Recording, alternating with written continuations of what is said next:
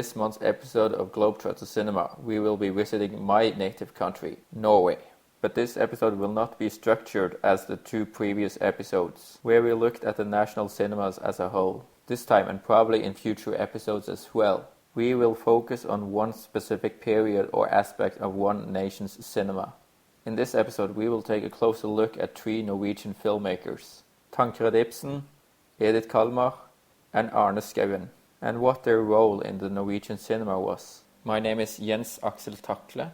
With me, as always, I have my co-host and co-founder, Tomás Rogés. And our special guest for tonight is actually a film professor who has written a lot of books about the Norwegian cinema. His name is Gunnar Iversen, and a pleasure for you to be here. Thank you, Jens. You are currently writing a book about Tancred Ibsen, who is the first director we are going to discuss. Would you do the honor of telling us a little about him? Of course, Tancred Ibsen is a very exciting Norwegian director. He is was the great-grandson not only of Henrik Ibsen, but also of the novelist and playwright Bjørnstjerne Bjørnson. So he had a really weird background and did not fully understand what to do with life because his great-grandfathers were so famous. But he turned to movies in the early 30s, and between 1931 and 1963, he was one of the most dominant and one of the most prestigious filmmakers in Norway. So he is one of the biggest filmmakers in Norwegian film history. We're going to start by talking about the first feature film, the Big Christening from 1931, which was actually also the first Norwegian talkie. It's set in Oslo among the working class, where we follow Alvilde, who's been involuntarily has to raise a child whom the father is a womanizer. In order to avoid persecution for raising a child out of wedlock, she pretends that the out of all neurotic Harold is the father, so that the child can be baptized. But the problem is that they don't love each other, and also the priest don't want to baptize the child whose parents are not married. The film is essentially divided into two parts, really. The beginning and the whole relationship between them and the child is more like a working class drama type film. And the comedy doesn't really come in until it really starts criticizing the church process and how they go about to, baptize the children and to marry them. And, that's when the comedy comes in. But that's not until maybe the last 30 minutes or so, really. Because I was coming into this, being ready for, a pretty funny movie. Because reading the synopsis of it and what I was expecting from it. Yeah, I think that's interesting, but you have to remember that this is a film from 1931, so seeing it with our eyes today is a little different. It was a very special film in Norwegian cinema, introducing social critique, as you mentioned. It has an urban setting, which was fairly unusual at the time. It has working class protagonists, which was the first time, really. And it criticizes masculinity in a way that is also unprecedented in Norwegian cinema. So it is a very special film. But I think in 1931, a lot of the things that we do not find funny today were supposed to be funny. So especially the introduction of Harald and other scenes in the beginning where he is presented as like a nervous and non-functioning urban masculine guy was supposed to be funny too. It's a film that is modeled on the French cinema of the period, and especially Sous le toit de Paris by René Clair. So it is meant to be a light comedy. But I do agree that, of course, the social critique is, and especially Tancred Ibsen's comparison between the church and like selling, buying stuff, that is much easier for us today to deal with as comedy. I really like the satirical aspects as well, because I think it's still a kind of relevant to this day, actually, because in Norway we have this state church, and it is the state church that is the antagonist in this film. And when many people start to resign from this church in protest, that's still kind of a popular thing to do, is just saying, I'm resigning from this church. That I find really funny, and that's like a thing that people will still find funny to this day, I think. And it does have still like a critique in it, because treating religion and different religions as if they're on a market was very brave in 25 when the playwright Oscar Bråten wrote the play, and still was brave in 31. And I totally agree with you, Jens, that it has still some resonance today.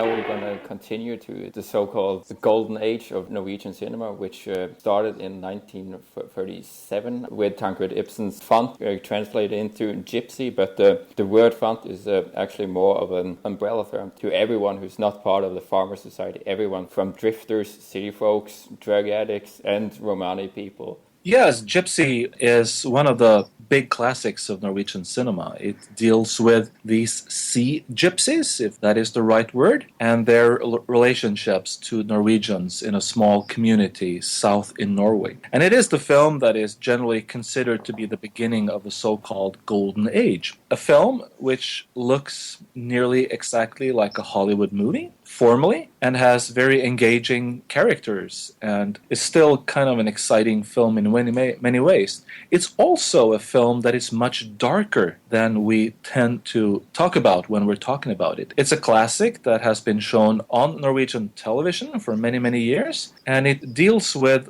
both violence and rape and other really serious things, but also has this weird mix of a light tone, a lot of comedy, but also pretty dramatic stuff. Yeah, but there's a lot of racism in it as well, or what we today would consider racist. Of course, it is definitely engages with a lot of racist discourses. It pits these more swarthy sea gypsies as the bad guys, contrasted to the white Norwegians, who are much blonder and much nicer in every way. So it definitely is a film that flirts with a racist discourse. I would say that it probably is not like a racist movie in the same way as movies like The Birth of a Nation or others are, but it definitely is a problematic film to see today. You brought up René Clair for the previous film, and this one made me think about Jean Renoir and A Day in the Country. Not so much as, what the film is about, but just the way it was kind of put together, it seems. It's very kind of day by day. It has no real, beginning to the end. There's no ending for these people. It's just, it's just a day. It's kind of like a day by day portrait of these gypsies, almost like A Day in the Country is kind of like a portrait of these people. And there's also that sly rape that occurs in A Day in the Country, similar to what happens in Gypsy. I think it's confronted a little more harshly in Gypsy.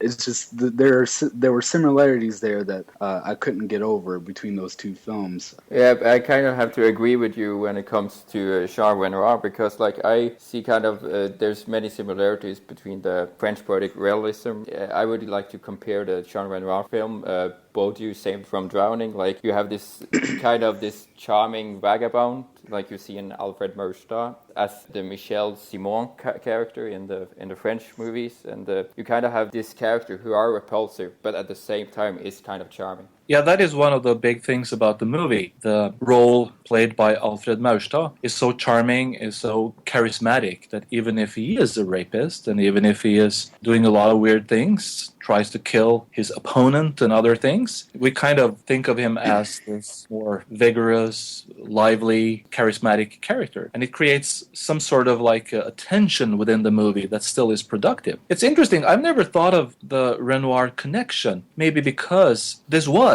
Tancred Ibsen's try to come closer to Hollywood cinema, and he had been in Sweden for 3 years, made a lot of movies in Sweden, mostly comedies, and some of them also deal with the same difference of people coming from lower ranks, and there's a lot of slapstick in these movies. There might be some French connection here, but it's definitely mitigated or formulated through an attempt to do some sort of populist cinema. It's like a Capra thing too here.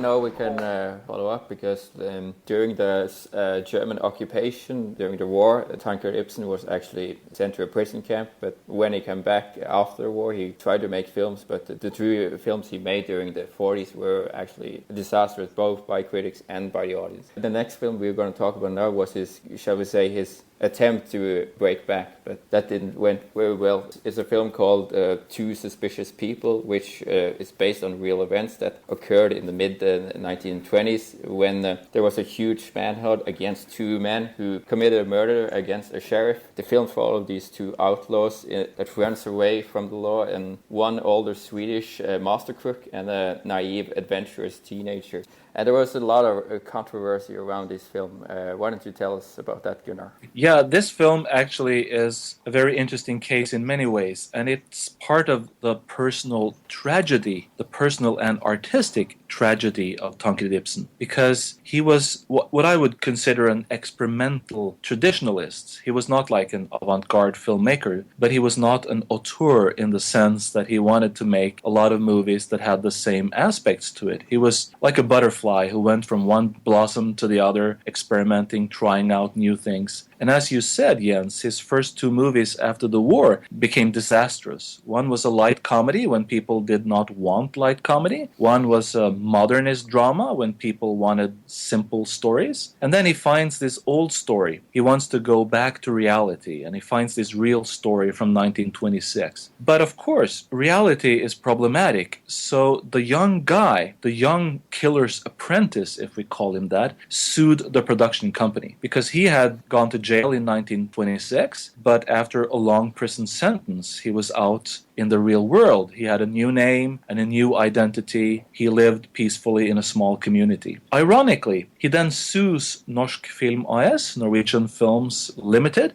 that produced the film, and it was stopped in the highest court system because they wanted to prevent the defamation of the guy. Although what happened, of course, was that he was outed, so everybody knew who he was. The interesting thing is that in all the court proceedings, it is as if the cinema itself is on trial because it's based on a book. And the book was available in all Norwegian libraries. So everybody could read about the story. You didn't have to go back to the newspapers in 1926, but you could read the novel. So actually, not only is this a brilliant movie, a very exciting movie in many ways, but it's the only film that was ever not shown in cinemas, that was forbidden in Norway, ever. That was until 2007 when it was finally released on DVD. Yeah, that's the problem with these things. Still, it is forbidden, but nobody will, of course, do anything about it now because not only is the person who sued the company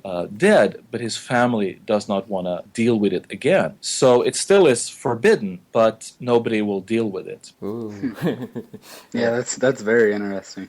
I had a little trouble with this one because it seems the way it was made is like you're talking about Ibsen not being avant-garde type of filmmaker, or he was just kind of like post the war, he was just trying to make something. It seems formulaic, very formulaic. I mean, there's, the actors would be talking about something and then it would immediately cut to a flashback of that event actually happening. There's no interesting way of dealing with the present story and going back and dealing with a small detail. In some of the other films that we'll be discussing, there is a very interesting ways of going around and telling backstory and coming to the present, and this one seems to be completely devoid of that. The main criminal in this film is like, oh, I left my snuff tin. And it goes immediately to a police officer finding the snuff tin at the crime scene. There's no interesting way of dealing with details, even though it seems like it's basically presenting the story and the events that happen in a pretty straightforward kind of, documentary-like way.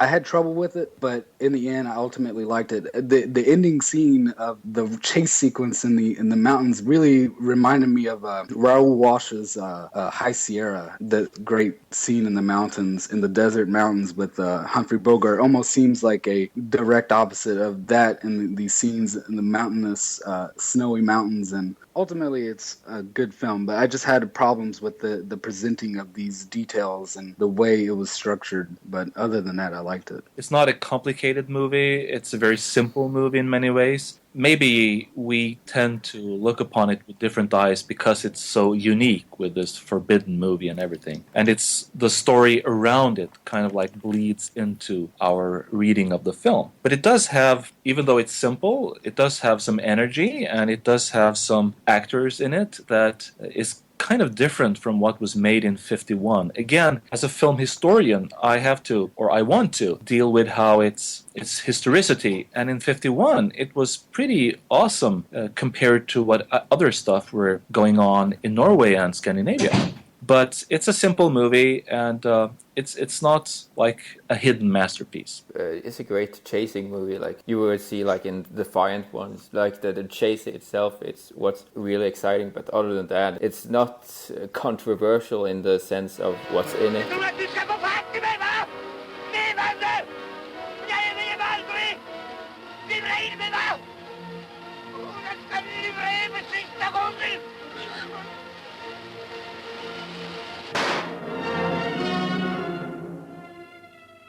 But now we're actually going to talk about a controversial film that was controversial because of its material. And that movie was called The Death is a Keris, directed by Edith Carlmar, who was the first female director and is often referred to as the first lady of the Norwegian cinema. Her background is as a dancer and an actress. Through the theater, she met her husband, Otto, who later worked as a producer and screenwriter for most of her films. She also met Tancred Ibsen through the theater as well. It was here she first got a job as a script girl for one of his movies, and she worked herself up until 1949 when she was able to make Death is a Keris. Yeah, this is a real film noir. Ironically, as you said, Jens, the first film made by a woman in Norway, and it's all about masculinity, it's all about masculine melancholy. And it has all the usual aspects of film noir, a retrospective story told, a guy in prison telling his story about the big love in his life also becomes the love that destroys him, although he at the end of the story still wants to do it again because it is the big passion of his life that is as exciting as it is destructive. And it has all those lightning effects, it has all these aspects of the female spider woman, etc. So it is just like any, but a very special Norwegian film noir. One of the interesting things about it is the strong women, and how the women, and the men too in the movie, most of them, are more complex than usual. So I think that is one of the things that make it still interesting. It kind of comes above a lot of the standard film noirs because you have a stronger woman. The woman isn't really depicted as like the devil woman, like a lot of the the American films like Out of the Past or like those films. You just like the woman is a nightmare. This one really depicts the man as certainly the more, like you said, the more complex and the one that has a little bit more going on. And yeah, it's just I never felt like everything was the woman's fault. These are issues that are being brought together by two different ideas. I don't think I've ever seen a movie filled with more sexual innuendos than this one, because this one, especially the beginning of the movie, their first meetings and scenes like that, is nothing but sexuality. Yeah, it's a very sexual film, and the first sex scene where the main character literally rips her clothes off and lies her on the bed, so it's very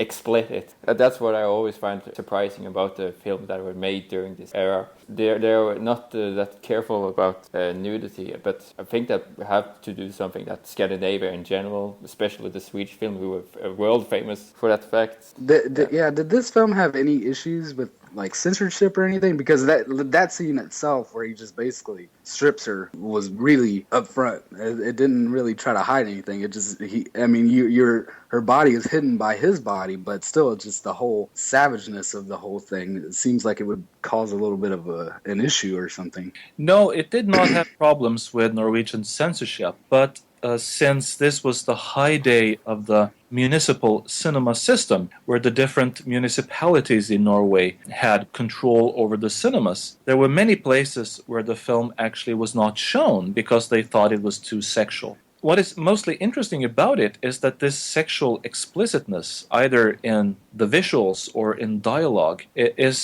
something that is seeping through, and it's everywhere in the movie. So it's not only in the main relationship between the Spider Woman and the working class auto mechanic. What is mostly interesting to me now is how his relationship to his fiancée is also eroticized, which is very unusual because they're not married. And there's this wonderful scene when the main protagonist, the man, has met up with the Spider Woman and he goes back to his fiancée and they obviously have sex. And she comments upon it saying, "You were so different. You bit me." And those lines are still like among the most erotic in Norwegian cinema.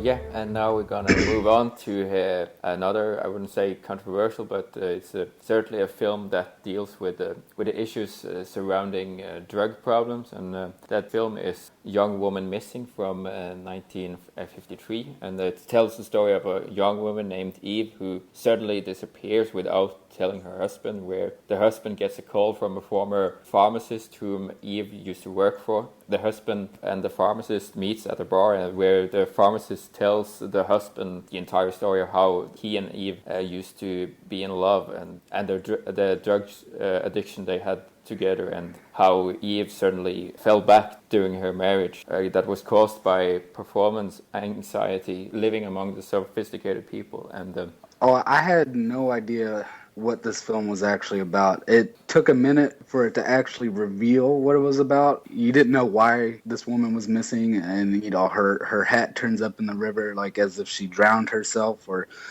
you have no idea what's going on. And when it revealed that it was a movie about drug addiction, it kind of just threw my mind way off, because it leads you to believe one thing, but then you're right in a spot where you weren't there before. I think the way it fleshes out her side of the story, this film really has two parallels running at the same time. It has the husband's story, the present, and it slowly goes back and shows her side of the story, and then eventually they both meet up at the same spot. It's the stories that, of course, flashback within the flashbacks. It does happen in flashback, but eventually the time starts to kind of even out. So I thought that was one of the most interesting aspects of this film, is just the way the story is told. Because when he meets the drug-addicted doctor, when he meets him in the bar or whatever it may be, that's where his story stops, and it kind of goes back up to then, and then the parallels start to kind of merge together after that. It's just the structure of it was very interesting, and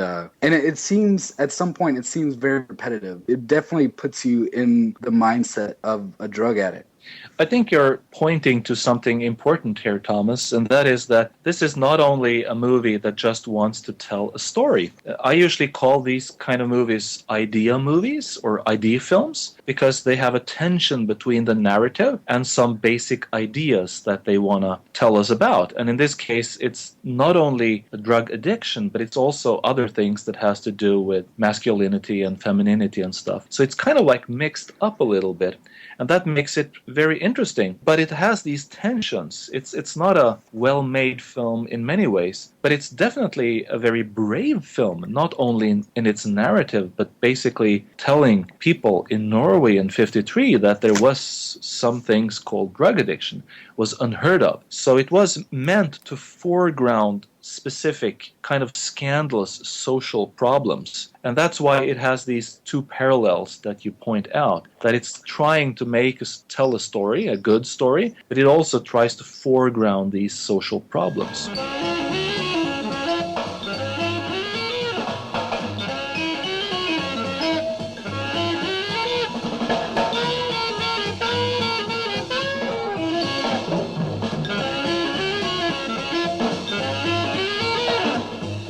We're going to move to Edith Carlmar's very last film, called The Wayward Girl, which was Edith Carlmar's last feature film, and actress Liv Ullmann's debut in a leading role. Well, this film is about two people, Liv Ullmann's character, Gerd, and Atle Merlin's character, Anders. Anders is he has his life put together. He's going to school. His parents are really trying to get him to get his life together, go to school, become an engineer, where Gerd is the more wild child. She's kind of promiscuous and just a little out of this family circle. Because of his family's being unaccepting of Gerd, they decide to take a holiday to an old cabin out in the woods. Their relationship starts to really come together, and they try to figure out one another and whether or not this is really the life that is good for both. Eventually they meet a man who comes to the cabin, Rolf Stalder. His name is Bendik in the film, and it turns out that he is the owner of this cabin.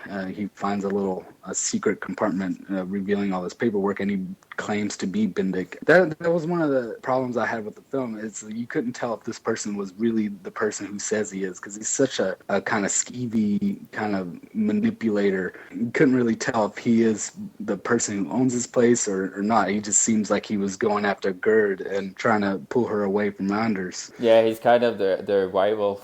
That certainly comes along. And of course, Gerd finds this bad boy attitude very attractive, and it's up to Anders to eventually show his masculinity as well. It's a very interesting film, and Edith Carlmar made 10 movies in 10 years, which is very unusual. And the first and the last were very specifically linked to international contexts, while the two middle parts were either first like these social critique idea films and then a string of comedies.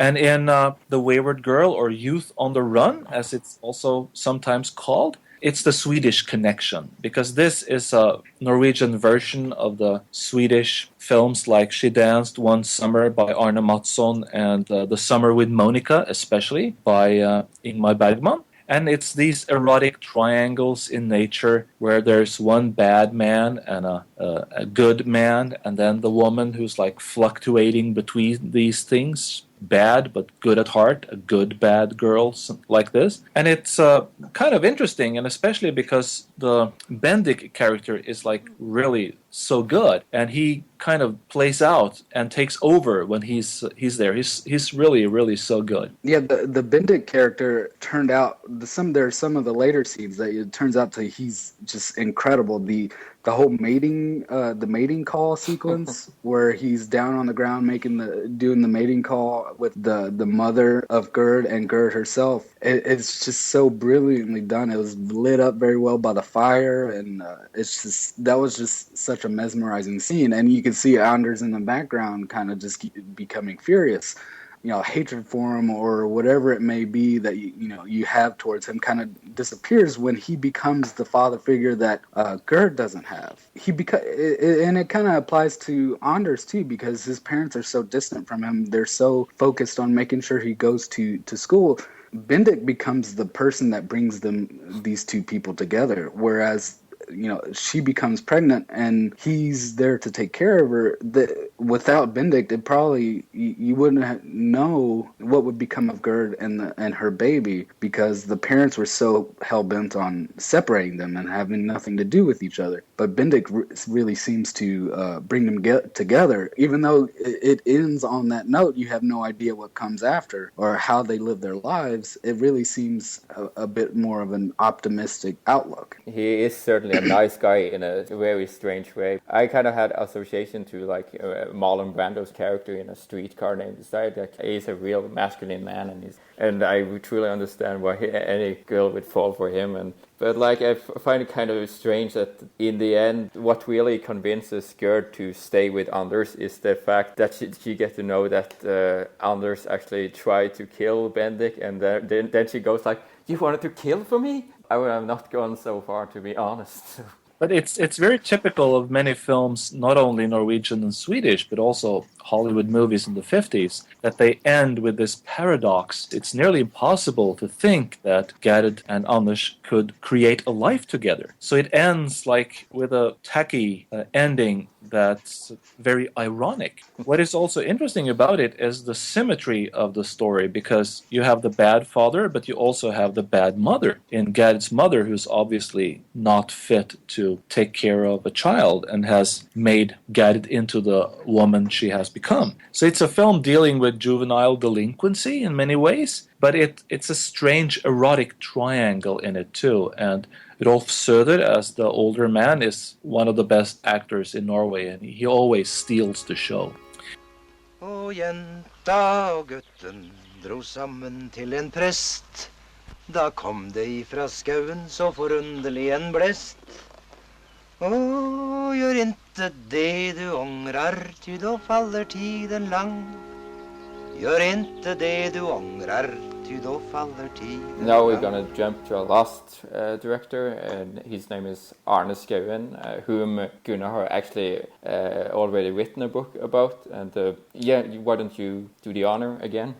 Well, he is one of the most important Norwegian directors, and he had a long life, and he's probably more well-known today as a journalist. But he started out as a journalist. He was also a novelist and wrote screenplays, and nearly by accident he was forced nearly to make his first movie, and also one of the few directors who has numerous films under his belt. So he, between 1949 and 1969, he directed 17 feature films, and I don't think there's more than 3 or 4 directors in Norway who has more features than him. He is also a director who makes these idea movies, that I would call them, because he wants to tell a story, and the stories are often good and fascinating. Let me put it this way, he's not satisfied with just telling a good story. He wants to convey some sort of social problem, or he wants to deal with ideas of individuality versus community. So all of his movies have some sort of nucleus, some idea that they want to convey, at the same time as they are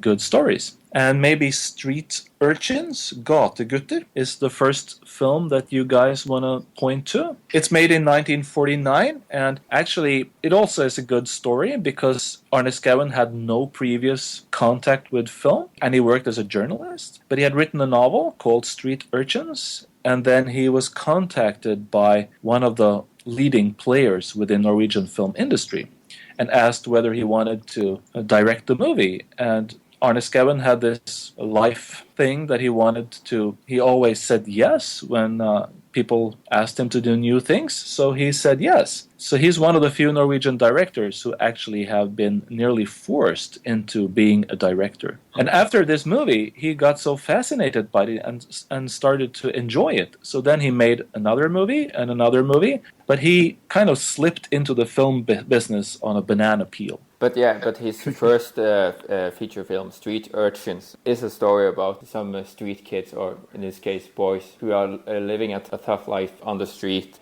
Their fathers are missing from their home, and they have to engage in criminal activity in order to survive almost. But the interesting case is that it's set in the 1920s, but it's clearly a neo-realistic film inspired by the Italian film of De Sica and Rossellini. I liked it a lot too, but it reminded me more of like Los Olvidados, the Buñuel film that he made in Mexico. It deals with this whole class system. The class system doesn't only exist in the bourgeois society, it exists among the people in the on the streets as well. Some of the kids really want to get jobs and do better for themselves and their family, and some of them are also committed to being vagrants and committing crime, like petty crimes and robbing the coconut truck. And within that group, the petty thieves and the vagrants are still the ones that are keeping down the ones that want to better themselves and have a life for them and their family. So it's that class system that is involved on the streets is also like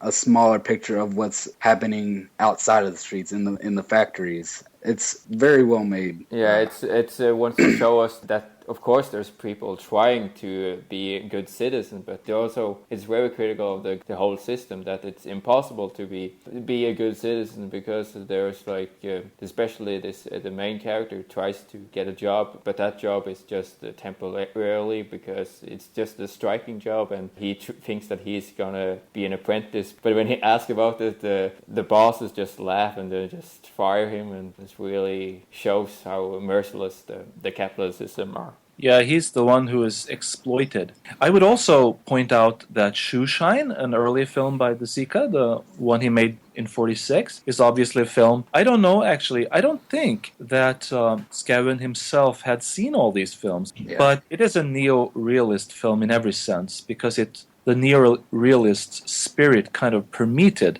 certain artistic circles, even in Norway at the time. And the ending of the film is one of the most beautiful ones, obviously in homage to Chaplin more than anything else, where the two friends in the movie who find together and express community walk along the street in the dark, but then the electricity is lighted and light comes off. Arne Skouen makes these very fascinating films where he deals with the contrast between community, which is the positive pole, and the dangerous individuality that is formulated through warm and cold, light and dark, etc.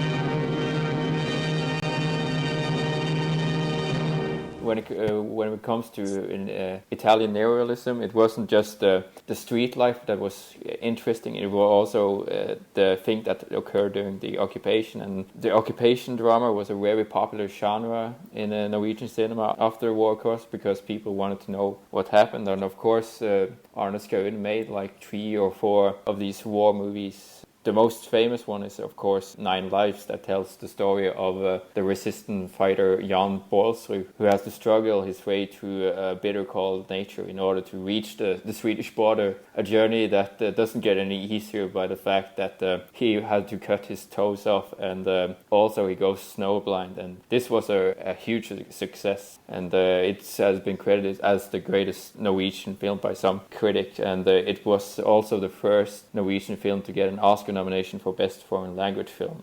Is it really the greatest Norwegian film of all time, Gunnar? No, of course not. I think, unfortunately, Jens, it's a stupid question, so it's not the greatest movie, but it is still a good movie, and it kind of illustrates my point about Arne Skouen's way of telling stories, because, of course, the main character who runs from the German soldiers and tries to tackle the fierce winter of Norway in the mountains in North Norway, but the real heroes of the movie is not Jan Bålsrud, who's the main protagonist. The real heroes are the collective that helps him. And very early on in the movie, he's blind and he's frostbitten toes. He's like a child. And when the people in the north of Norway find him, they have a midwife coming to look at him, and she uses a diaper to take care of his wounds. So he's reduced to a child very early on in the movie. Even if it's miraculous that he can survive, it's the collective around him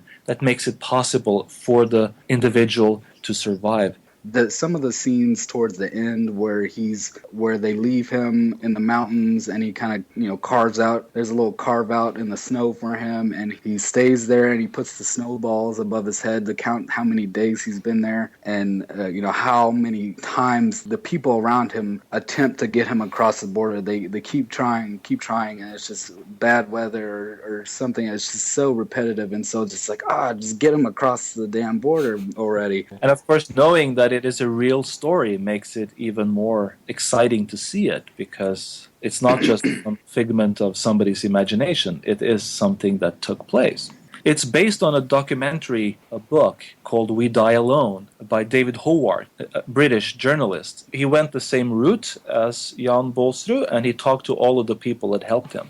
Yeah, I think it's a very interesting story, because some of it might seem unrealistic how he managed to escape. But of course there are some fictional scenes as well. But I think it's a really impressive story, and even small details like the glove that the the grandfather character are finding on the floor and just pulls up before the German arrives. It's just these details that he's really lucky, but also it doesn't go over the top because he has to cut off his toe. That is horrible, and it wasn't high on itself. Yeah, it's very interesting because it deals also with subjectivity and has these fantasy scenes where he imagines different things while he's lying in his coffin of snow in the mountains. So it's also a film that deals with this expressionist impulse that I talked about previously. It's like a tension between strict realism, also because we know the story is true. On the other hand, it deals with subjectivity and inner states.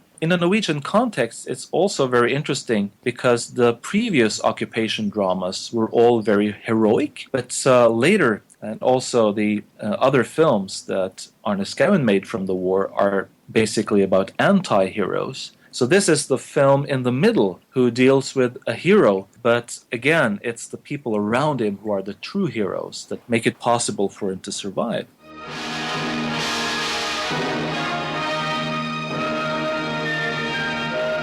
And now we're gonna jump to our anti-hero film, which Tomás really liked. It's called Cold Tracks from 1962, and the film opens up with, it almost seems like an unnamed character in a taxi cab being driven through these snow paths in the mountains.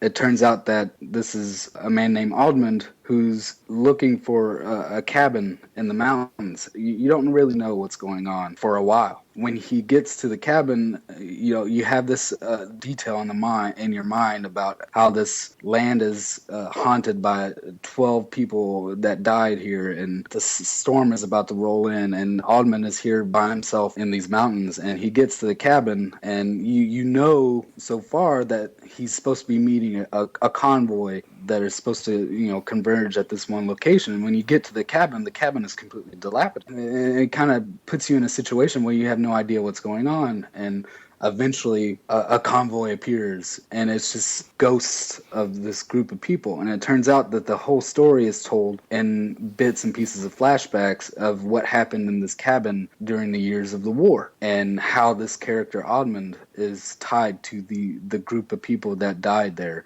The way the film is told is in this beautiful ironing board technique, where it gives you a little bit so far in the story, and it comes back and tells you everything that happened before, and then it kind of irons it back out, and then it comes back again, slowly revealing the connection with the character Ragnhild and Tormund, three key people that were a part of this convoy and what led to these 12 people to die. And their relationship becomes increasingly complicated, ultimately leading Oddmund to a feverish, delusional state, and the conclusion occurring in this wide, open, mountainous, snowy part of the land where he ultimately, I won't give it away. This film is incredible. I was so tense the entire time, just trying to figure out what's going on, and like becoming aware that this film would be told in the fashion that it was, and the whole story is haunted by this event that happened, and they all feel a sense of guilt by leading these 12 people out into this storm that they knew no one would be able to survive. I totally agree with you. I won't say that this is the best movie in Norwegian film because it probably is not. But it is definitely also my favorite of Arne Skouen's movies, and also because it has this bitterness to it that I think is really, really interesting.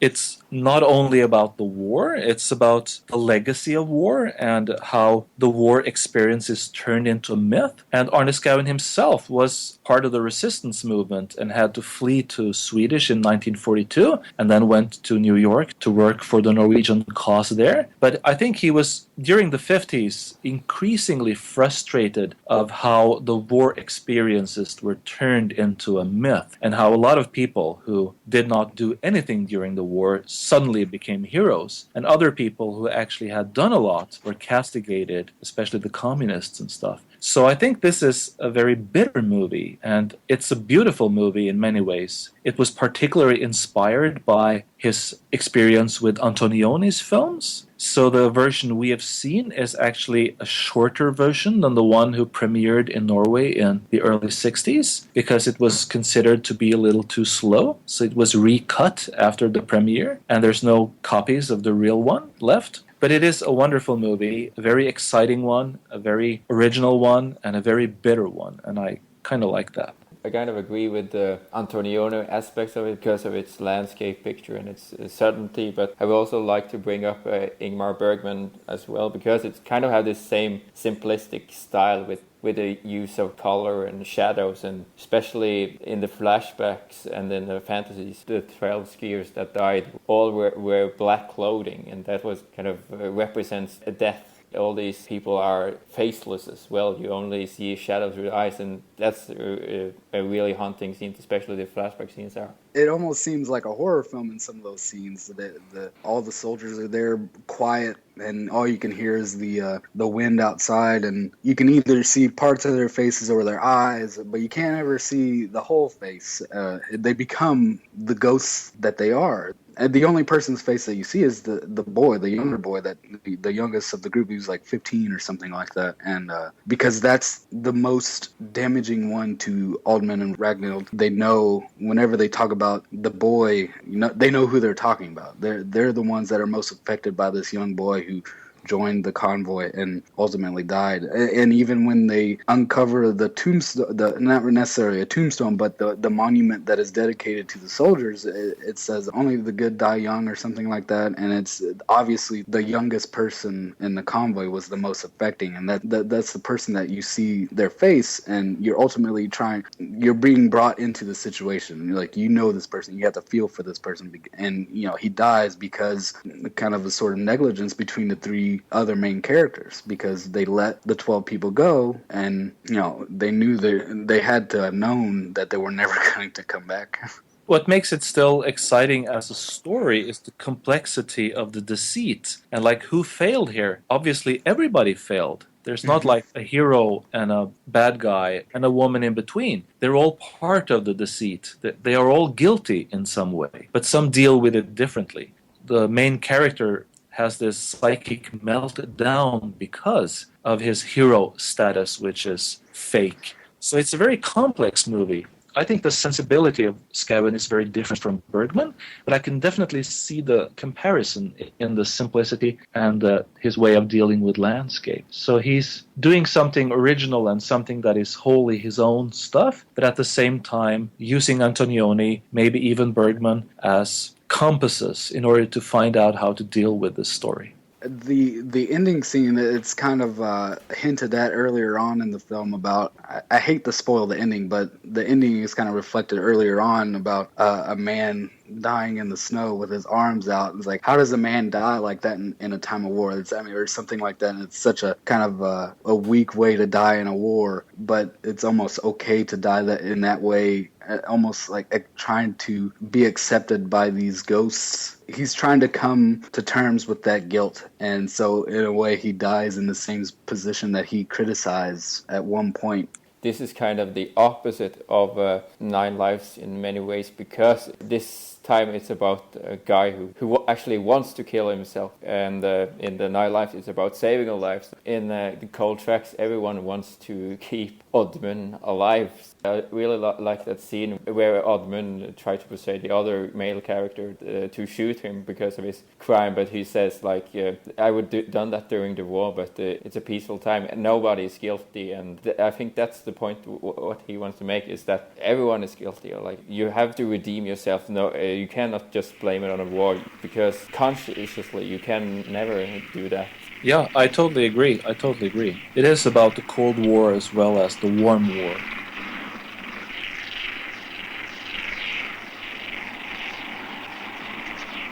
The reason why I chose these three directors is because, as Gunnar said, that these were the most productive one during this era, and could these three directors kind of be the representative of the Norwegian cinema in general during the period between 1930 and the late 1960s? Absolutely. They represent the main streams of Norwegian cinema, and they are the most important directors. There's directors who make fewer films that are sometimes more interesting and more original and strange and fun. And Norway did not have a big production in the period, but there's at least like between 6 and 10 movies every year, sometimes a little more. So they are like a microcosmos of the national cinema of Norway, but they represent three different ways of trying to deal with some of the same issues. And Skouen and Carlmar, in different ways, try to work with social drama, social topics, social problems, while Tancred Ibsen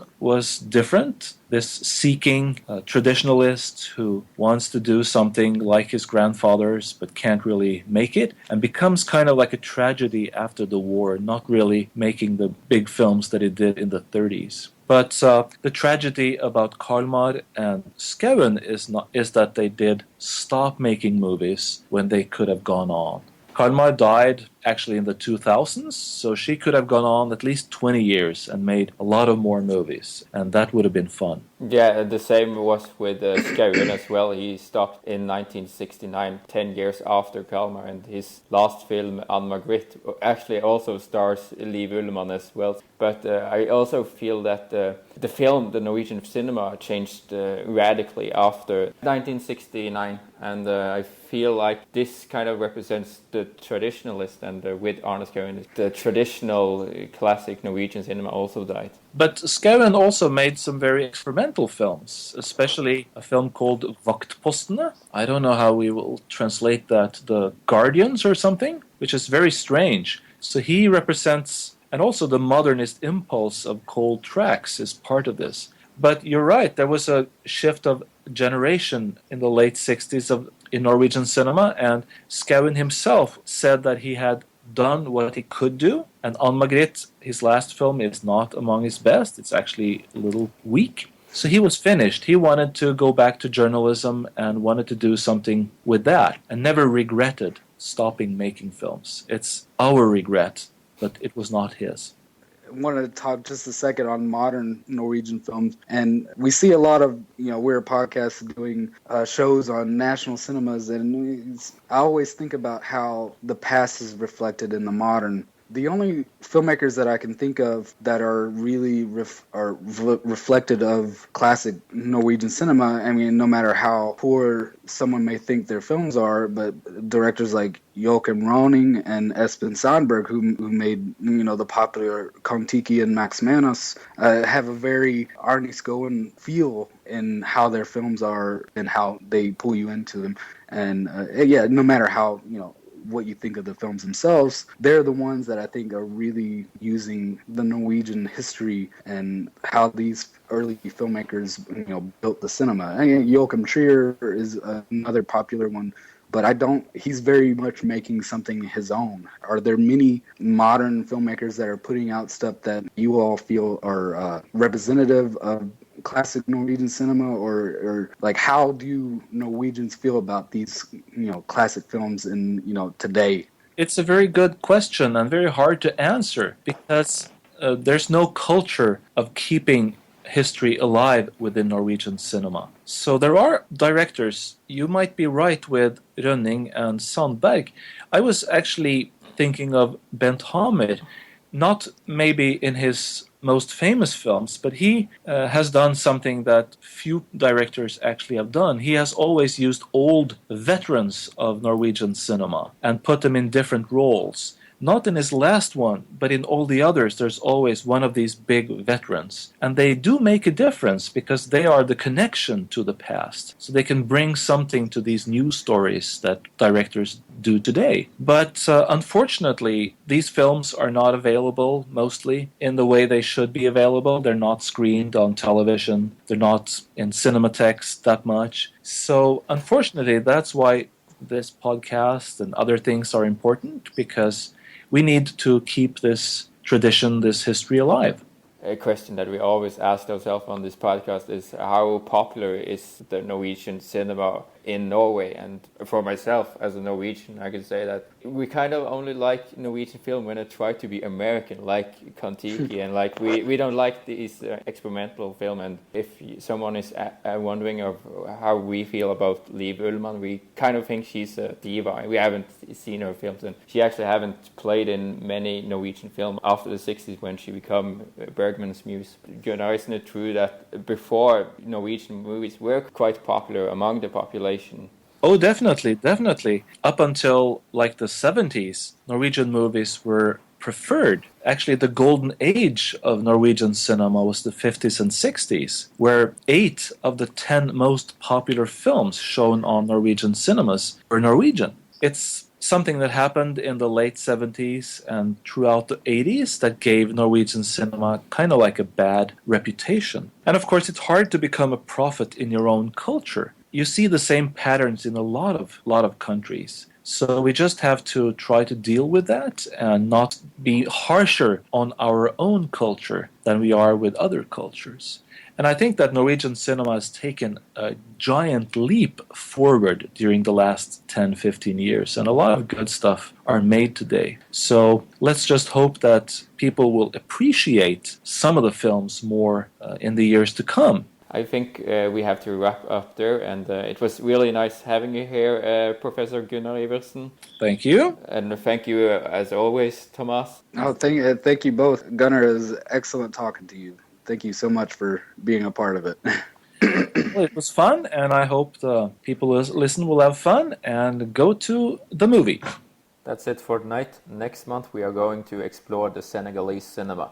Unfortunately, Gunnar Iversen's books about the Norwegian cinema are only available in Norwegian. Books I will truly recommend to all Scandinavian speakers. So I will put up some links to some of the books in the description.